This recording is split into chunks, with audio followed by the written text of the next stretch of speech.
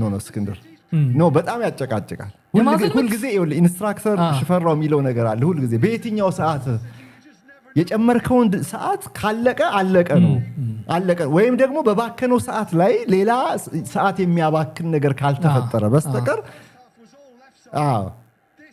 ድንቅ ጎል ነው ጭማሪው ሰከንድ በጭማሪ ምንም የተፈጠረ ነገር የለም ግሩም ጎል ያገባው ጀረሚ ዶኩ ተመሳሳይ ጎል እኮ ነው ያስቆጠረው አንዱ በግራ እግሩ አንዱ በቀኝ እግሩ ተመሳሳይ ነው አንድ ነጥብ ሴቭ አደረጉ ማለት ነው በግራም በቀኝ እግሩም ድንቅ ጎሎችን ከሳጥን ጠርዝ አካባቢ ያስቆጥሯል ጀረሚ ዶኩ ሁለት ጎሎችን በዚህ ውድድር ዘመን ለመጀመሪያ ጊዜ ያስቆጥሯል ሲቲዎች አሁንም እድል ያላቸው ይመስላል የባከነ ጊዜ ያለ ማለት ነው በተጨመረው 6 ደቂቃ ውስጥ ጨዋታው ተጠናቋል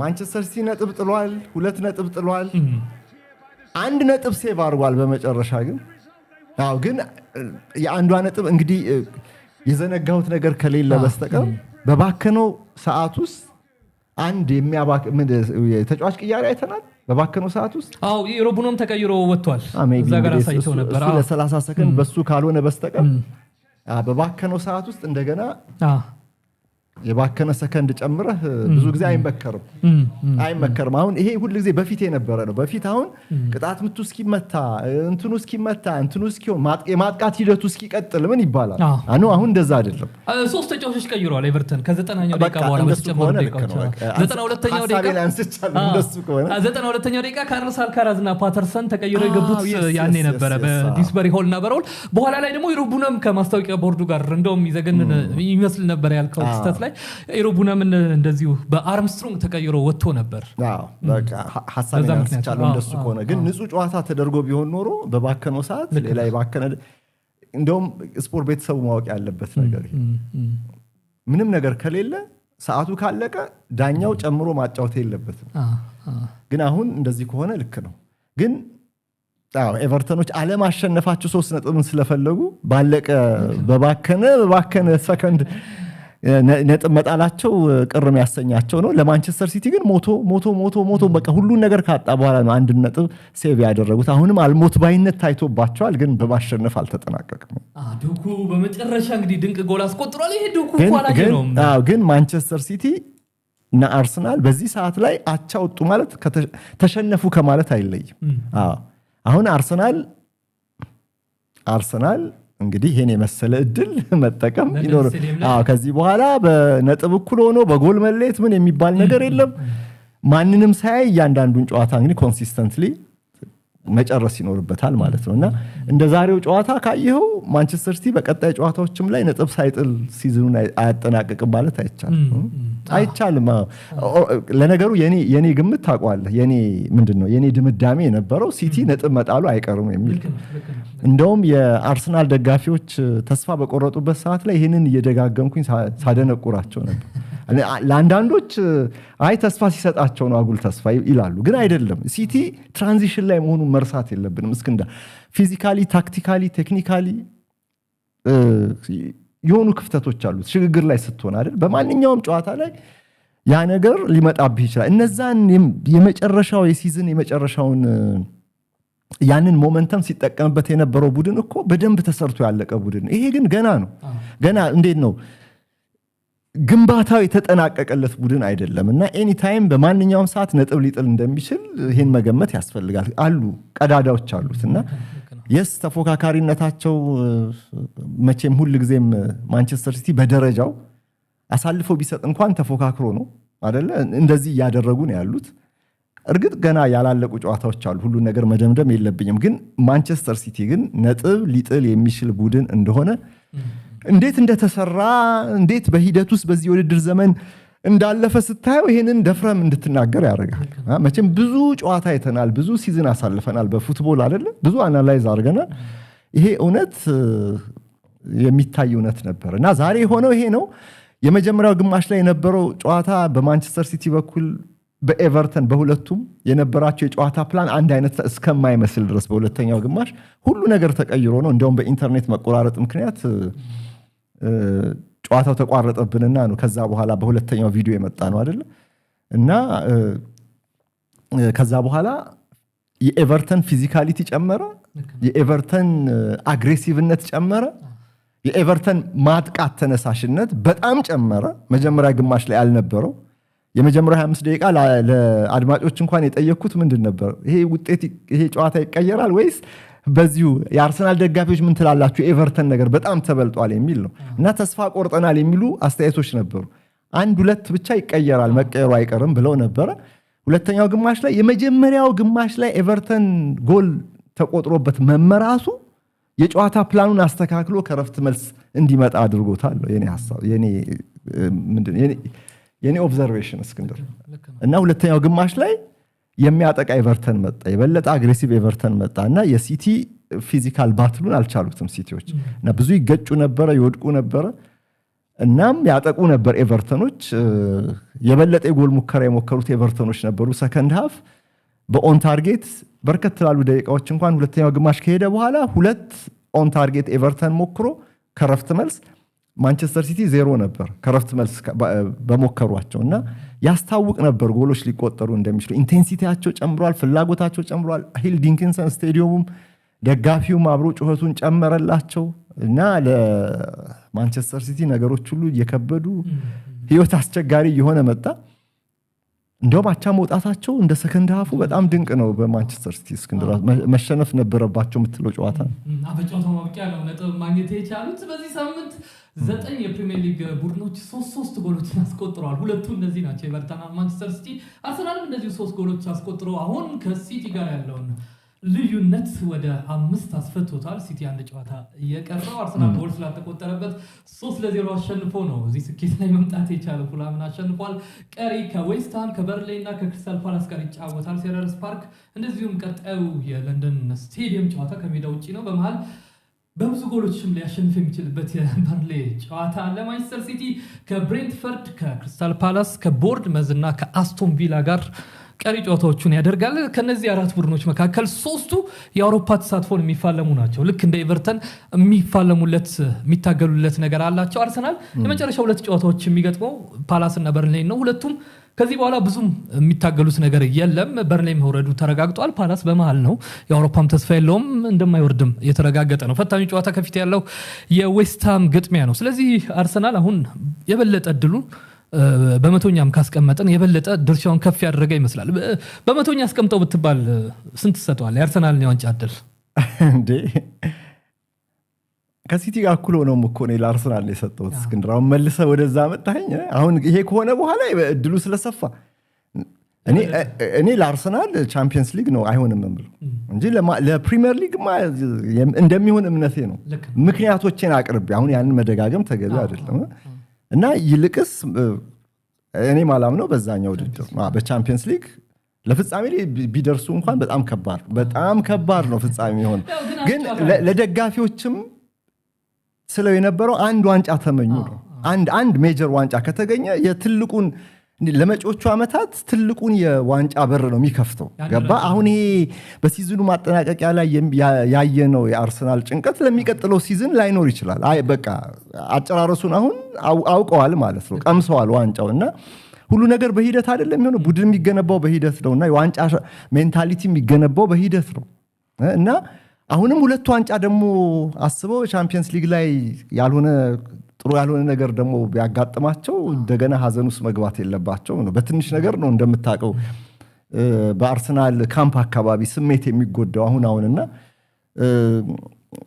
እድል እያላቸውም ተስፋ ሲቆርጡ ስናይ ነበር። ረተው ተስፋ አትቁረጡ ስንል እና በቻምፒየንስ ሊጉ ባይጠብቁ ነው። ይሄ ፕሪሚየር ሊጉን ግን ቢጠብቁ የሚለው ይሄ የአሁኑ አቋሚ አይደለም። ከቦርንመዝ ጨዋታ በኋላም ያለው አቋሚ ነው እስክንድር። ኤኒዌይ ብቻ ዛሬ ሁለተኛው ግማሽ ድራማ ነበረው። ሳትደግፍም ገለልተኛ ሆነ የምታየው ጨዋታ አይነት ነው። ፉክክሩ ሃንገሩ የተለየ ነበረና በሁለቱም በኩል የነበረው ስሜት የኤቨርተን ጨምሯል። ሁለተኛ ሰከንድ ሃፍ ላይ እርግጥ ልዩነት ፈጣሪው እሱ ነው፣ ግን ሲቲዎችም እጅ አልሰጡም በቀላሉና ይሄ ድራማ ለፕሪሚየር ሊግ ሌላ ደግሞ እንደ ምሳሌ እንደ ማስታወቂያ ሊያገለግል የሚችል ሁለተኛ ግማሽ ያየን ይመስለኛል። 6 ጎሎች ተቆጥሯል። በዚህ ሳምንት ብዙ ጎሎች የገቡበት ጨዋታ ነው። ቀጣይ ቀድሞ የሚጫወተው ማንቸስተር ሲቲ ነው። መንሱሬ ይህንንስ እንዴት ታየዋለህ? ማንቸስተር ሲቲ ከብሬንትፈርድ ጋር ቅዳሜ 1 ሰዓት ተኩል ይጫወታል። በማግስቱ አርሰናል 12 ሰዓት ተኩል ላይ ነው ዌስትሃምን ላለመውረድ የሚፋለመውን ቡድን የሚገጥመው። እንግዲህ ይሄ ሽንፈት ለቀጣይ ጨዋታዎች አስቸጋሪ ነው ለማንቸስተር ሲቲ። እስክንድር ይሄ ምንድነው እንደ ሽንፈት ያው የስ ነጥብ መጣል በዚህ ሰዓት ላይ እንደ ሽንፈት ነው። ይሄ መንሸራተት ይሄ ብሎ ነው አይደል? ይሄ አስደንጋጭ ነገር ነው ለሲቲዎች እና ቅድም አይታል ቦዲ ላንጉቻቸውን 3ኛ ጎል ሲቆጠር እንደውም አቻ ይወጣሉም ብለህ አታስብም በዛ ሰዓት። እንደውም ማንሰራራታቸውና የሃላንድና የሃላንድና የጄሬሚ ዶኩ ሁለተኛ ጎል ሁለቱ ጎሎች የመቆጠራቸው ተአምር ነው። ቦዲ ላንጉቻቸውን ስታየው በቃ ፎጣ ጥለው ነበር፣ በቃ አለቀ ብለው። ጋርዲዮላ አካባቢም እሱ ነው ያጨበጨበ አይዟችሁ ሲል የነበረው ያየ ነው አይደል? አቻ ውጤት ከሽንፈት አይተናነስም። እዚህ ጋር አሁን ገብቶ ምንድነው የሚላቸው ጋርዲዮላ መልበሻ ቤት ሄዱ የሚላቸው አሁን የሚቆጣ አይመስለኝም። ኖ አለ ሰዓት አይዟችሁ ነው የሚለው። አሁንም አለን ጨዋታ ገና አይዟችሁ ነው የሚለው። ገና አላለቀም ሁሉ ነገር ነው የሚለው። እና ይሄንን የሚሉት ለምንድን ነው? ለቀጣይ ጨዋታም ይሄው ብሎ እንደገና ሊመለስ ይችላል የሚል ገባ። አሁን እነዛን ሞመንተሞች ካስታወስን አሁን ሰሞኑን ሲታወስ የነበረ በቃ ሲቲ ማርሹን አስገብቷል ከዚህ በኋላ ነበር አይደለም የሚባለው። በነዛ የመጨረሻ ሰዓት ስፕሪንቶች ላይ እንደዚህ አይነት ሽንፈት በመካከል አላጋጠመ። ሌላ አይነት ሲቲ ነው ማለት ነው። እና ማድረግ ያለበት በቀጣይ ጨዋታዎችም ላይ እድሎችን ለመጠቀም አሁን እምነት ኮንፊደንስ እንዲመለስ ሪስቶር እንዲደረግ ነው ማድረግ ያለበት አሰልጣኙና ከአሁን ሰዓት ጀምሮ በመልበሻ ቤት ይሄንን ነው የሚላቸው። አሁን እንደ በፊቱ ኦል ኦር ነቲንግ ላይ እንዳየነው ሲዝኑ አጋማሽ ላይ እንደዚህ በመዘናጋት በስህተት የሚመጡ ጎሎች ከታዩ ሲጮህ አይተነዋል በኦል ኦር ነቲንግ በዛ ዶክመንተሪ። አሁን ግን እንደዛ የምትልበት የሲዝኑ ክፍል አይደለም።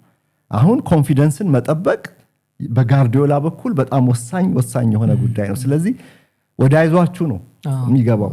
ግድ የለም we can do it we will do it ምናምን እያለ መናገር ያለበትና በአርሰናል ካምፕ በኩል ከባድ መነቃቃት አለ። ይሄ መነቃቃት በሲዝኑ በዊኬንዱ ላይ ካሳዩት ፐርፎርማንስ ከሱ መነሻነት ብቻ አይደለም ከማንቸስተር ሲቲም እንደዚህ መሆን ሌላ ሞቲቬሽን ይፈጥርላልና ነገ ደግሞ አትሌቲኮ ማድሪድን ማለፍ ከቻሉ ወደ ቻምፒየንስ ሊግ ፋይናል ከገቡ ደግሞ ሌላ የሞራል ድጋፍ ነው የሚሆናቸው እና ጭንቀት ሁሉ በቃ ብን ብሎ ነው የሚጠፋው ብዬ ነው ማስበው። የበለጠ ኮንፊደንስ ይመጣል። ለምን ከነገ ጨዋታ በኋላ ያለው የሪከቨሪ ጊዜ ፈታ ያለ ነው ለአርሰናል። ቻምፒየንስ ሊግ ፍጻሜ 38ኛው ሳምንት የፕሪሚየር ሊግ ግጥሚያ ከተደረገ በኋላ ነው ያለው። ከዛ ከነገ በኋላ 4 ቀን ከዛ 7 ቀን 8 ቀን እረፍት እያለም የሚጫወቱት በቀጣይ ጨዋታ እና ይሄ ድካም ምናምን የምንለው ነገር አይኖርም ማለት ነው። እና የመጨረሻው ፈተና የሚሆነው የነገው ነው። የመጨረሻው ፈተና አትሌቲኮ ማድሪድ ነገ ወደ ፋይናል ካለፉ በፕሪሚየር ሊጉ ላይ ሌላ አቅም ነው የሚያገኝ፣ ሌላ የሞራል አቅም ነው የሚያገኙት እና አይ ቲንክ ይበልጥ መስኩ አሁን አረንጓዴ ሆኖለታል አርሰናል። ያለፉት ጥቂት ቀናት ለአርሰናል ለሚኬል አርቴታ በጣም መልካም ነበሩ። ነገ ደግሞ ቻምፒየንስ ሊግ ፍጻሜ እንደዚሁ እየተመኙ ነው የሚጫወቱት። ስለዚህ ይህም እኮ የሚጨምረው ነገር አለ ከአትሌቲ ጋር የነገው ጨዋታ ላይ ራሱ ብቻ ካየ ነው በፕሪሚየር ሊግ ነገሮች እየሰመሩ መምጣታቸው አትሌቲንም ሲገጥሙ ያን ነገርም ልናይ እንችላለን። በተጨማሪ ደግሞ እስክንድር ሁሌ የሚለው ነገር አለ፣ የሚዲያውን ናሬቲቭ ይቀይረዋል። ተመልከት ቴሪ ሄንሪ ሰሞኑን ሲናገር የነበረው ቴሪ ሄንሪ ያለ ጥርጥር የአርሰናል ደጋፊ ነው፣ የአርሰናል ሌጀንድ ነው። አርሰናል ቢል አይገርምም። የአርሰናል ደጋፊ ሆኖ ዓለም እያወቀው እንኳን በቃ ደጋፊ ነኝ ግን አም ሶሪ ማለት ያለብኝ ነገር ይሄ ነው እያለ ለሲቲ የፕሪሚየር ሊግ ሻምፒዮንነት እድሉን በጣም አክብዶ ሲናገር ነበር። የአርሰናል ደጋፊዎች ፖል ስኮልስን ሰሞኑን ከሰሙት ምን አይነት ስሜት ሊሰማቸው እንደሚችል ሳስበው ወደ ጥላቻ የሚሄድባቸው ነው የሚመስለኝ። በጣም ነው ያጣጥሎ ሲያወራ የነበረው እድላቸው ገባ። ይሄ ሁሉም መሰለ የቀድሞ ተጫዋቾች አርሰናል የፕሪሚየር ሊጉን ሻምፒዮንነት በሲቲ ይቀማል ብለው ከወዲሁ ሲናገሩ የነበረው እኮ በነጥብ ሲቲ በልጦ አይደለም ግን በሲቲ የበለጠ ተማምነው አይሸነፍም ከዚህ በኋላ ነጥብ አይጥልም ከዚህ በኋላ በሚል ነው ያ ሁሉ ስህተት እንደሆነ ነው አሁን እየታየ እና ስለዚህ አሁን ከዛሬ በኋላ የሚኖረው ውይይት ሰሞኑ ነገ አትሌቲኮ ማድሪድን ደግሞ ማለፍ ከቻለ ቻምፒየንስ ሊግ ፋይናል ከ2006 በኋላ ከ22 ዓመታት በኋላ ፕሪሚየር ሊጉን ሻምፒዮን ለመሆን ቀረበ ተብሎ የሚወራው በእነ ቴሪ ሄንሪ እንኳን ፖዚቲቭ አለቀ ብለህ መናገር አትችልም ስላላለቀ ግን እንደገና ይቀለበሳል ያ ደግሞ ለአርሰናል ተጫዋቾች ያው ከሚዲያ ራስን አርቀህ መኖር አትችልም ከሶሻል ሚዲያውም ከምኑም በዛም በዚህም መስማት አይቀርም አይደል አልሰማም አላይም ብትል እንኳን እና ተጽዕኖ አለው ይሄ እስቲ አስብ ቡካዮ ሳካ ቴሪ ሄንሪን ያገኘ ጊዜ እንዴት እንደተደሰተ የተናገረበት ጊዜ ቴሪ ሄንሪ አሁን ይሄን ሲናገር ሲሰማ ቡካዮ እንዴት ሞራሉ ይነሳ እንዴት ሊያምን ይችላል አየው ስለዚህ በሚዲያው በኩል ያለው አስተያየትም በአዎንታ ስለሚቀየር የበለጠ ተጨማሪ ምንድነው የኮንፊደንስ ምክንያት ይሆናቸዋል ማለት ነው እና ከዛ ሐሳብ መሰብሰብ ሬክለስነስ ማስወገድ ኮንሲስተንሲን ለመጠበቅ የሚያስፈልጉ ነገሮች ሁሉ ትኩረትን ሁሉ በጨዋታው ላይ በደቂቃ በጨዋታው መጀመሪያም በጨዋታው መጨረሻም በሁሉም የጨዋታ ክፍለ ጊዜ ይዞ መቅረብ ግን ያስፈልጋል ምክንያቱም ሊጉ ከባድ ነው ምንም አይነት ቸልተኝነት ካሳየ እንደዚህ ልታለቅስ ትችላለህ እና አሁን የመጨረሻው ወርቃማ ድል አርሰናል እጅ ላይ ነው ያለው እና ከዚህ በኋላ በተመሳሳይ ነጥብ ጥለው ከሲቲ ጋር እኩል ከሆኑ ያንን መቋቋም የሚችሉበት አእምሮ ያላቸው አይመስለኝም ስነ ልቦና ያላቸው አይመስለኝም እስክንድር እና አሁን ዛሬ ኤቨርተን ውለታ ሰርቶላቸዋል ኤቨርተን ለራሱን የተጫወተው ለአርሰናል አይደለም ግን የሚኬል አርቴታ የቀድሞ ክለብ ግን ለቀድሞ ልጃቸው ግን ሳያስቡት ግን ትልቅ ውለታ ውለዋል